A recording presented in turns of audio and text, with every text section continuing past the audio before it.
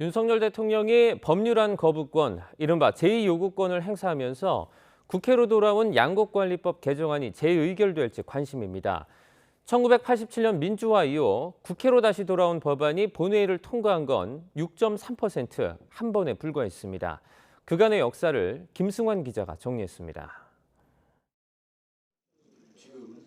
윤석열 대통령이 국회에 재의요구권을 행사한 건 박근혜 전 대통령 이후 7년 만입니다. 전형적인 포퓰리즘 법안입니다. 국회에서 일방적으로 통과시켜 매우 유감스럽게 생각합니다. 역대 대통령들이 본회의 문턱을 넘은 법안에 사실상 거부권을 행사한 건 이번을 빼고 모두 66차례입니다. 1987년 민주화 이후로 범위를 좁혀볼까요? 총 16번인데 이 가운데 한 번만 빼고 모두 제2법에 성공하지 못했습니다. 재의결을 거쳐 확정된 법안은 지난 2003년 노무현 전 대통령 측근비리 의혹 특검법이 유일합니다.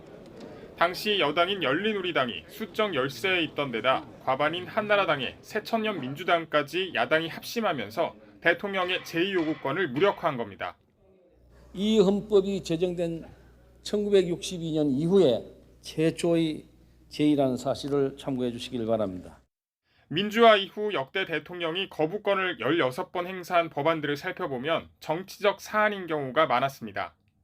대통령이 제2요구권을 행사하는 사례는 점점 줄어드는 추세지만 박근혜 정부 시절 직접 중재안까지 내놓은 법안이 다시 돌아오자 국회의장이 공개적으로 불쾌감을 드러내기도 했습니다. 아주 비통합니다.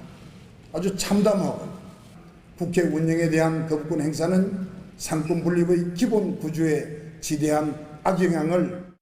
더불어민주당은 오는 13일 본회의에 양곡관리법 개정안 재투표를 요구하고 있지만 김진표 의장은 여야 합의가 우선이란 입장이라 제2에 붙여질지는 미정입니다. 다시 표결에 붙여지더라도 과반 출석과 출석 의원 3분의 2 찬성이 필요합니다.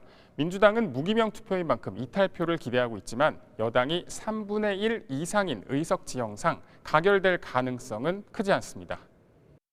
이번마다 해바라기 정당에 머무는 채 용산 줄내기만 반복하려 한다면 국민 인내는 한계치를 넘어설 것임을 명심하기 바랍니다. 이대로는 통과가 안 되죠. 그래서 우리가 요구하는 의무 매입 조항이 있는 한은 우리는 동의할 수 없기 때문에 국민의힘과 더불어민주당은 다른 쟁점 법안을 두고도 양곡관리법의 악순환을 반복할 가능성이 큰 만큼 앞으로도 협치의 길은 요원할 거라는 비관적인 전망이 나옵니다.